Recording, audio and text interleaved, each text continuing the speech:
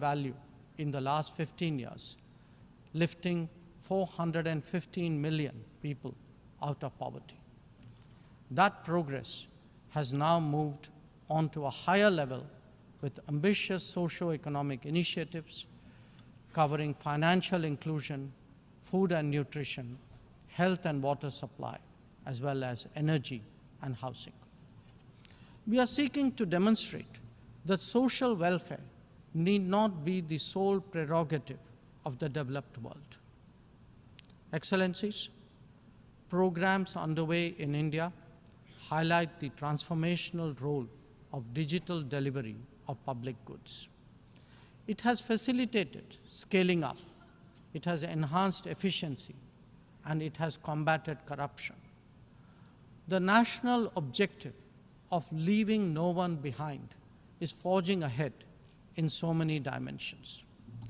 Moreover, the democratization of technology has opened mindsets, instilled confidence, and inspired innovations. Excellencies, in our deliberations, we often advocate the promotion of a rules-based order. From time to time, respect for the UN Charter is also invoked. But for all the talk, it is still a few nations who shape the agenda and seek to define the norms. This cannot go on indefinitely, nor will it go unchallenged. A fair, equitable, and democratic order will surely emerge once we all put our minds to it. And for a start, that means ensuring that rule makers do not subjugate rule takers. After all, rules will work only when they apply equally to all. Mr. President, we must never again allow an injustice like vaccine apartheid to recur. Climate action, too, cannot continue to witness an evasion of historical responsibilities. The power of markets should not be utilized to steer food and energy from the needy to the wealthy. Nor must we countenance that political convenience determines responses to terrorism, extremism, and violence. Similarly, respect for territorial integrity and non-interference in internal affairs cannot be exercises in cherry-picking. When reality departs from the rhetoric, we must have the courage to call it out. Without genuine solidarity, there can never be real trust. This is very much the sentiment of the Global South. Next year, the United Nations will be hosting the Summit of the Future. This should serve as a serious opportunity to drive change, champion fairness, and reform multilateralism, including the expansion of the Security Council memberships. We must address global challenges imbued with the conviction that we are one Earth and one family with one future. Excellencies, friends, India has entered the Amrit Kal, a quarter century where greater progress and transformation awaits us. We are confident that our talent and creativity, now so visibly unleashed, will power us forward. The world saw a glimpse of what is to come when our Chandrayaan-3 landed on the moon.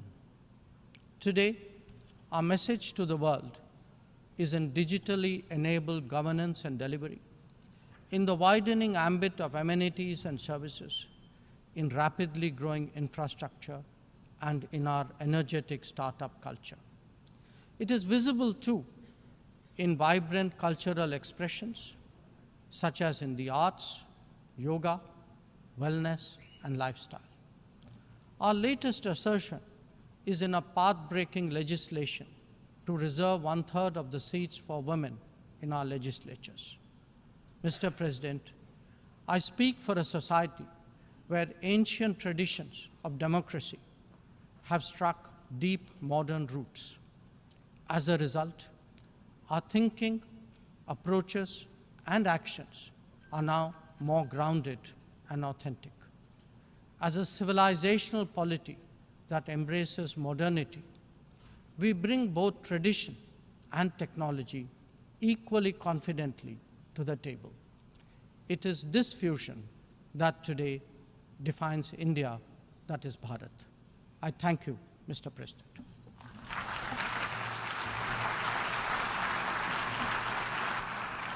I thank the Minister of External Affairs of India.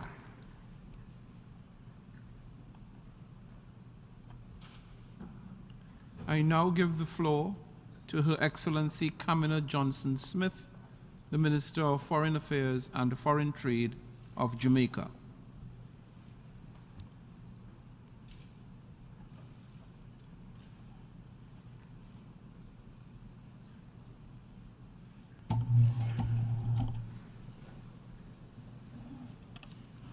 Excellencies, good morning.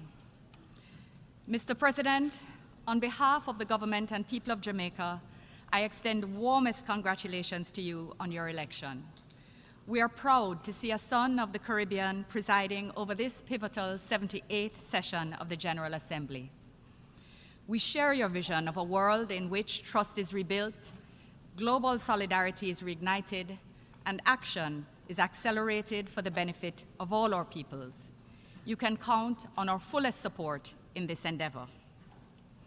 Mr. President, we meet at a time when the need for deliberate action is urgently needed on several global fronts.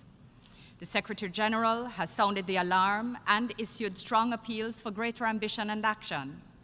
Young people all over the world have been expressing their frustrations and have been calling for more from us as leaders.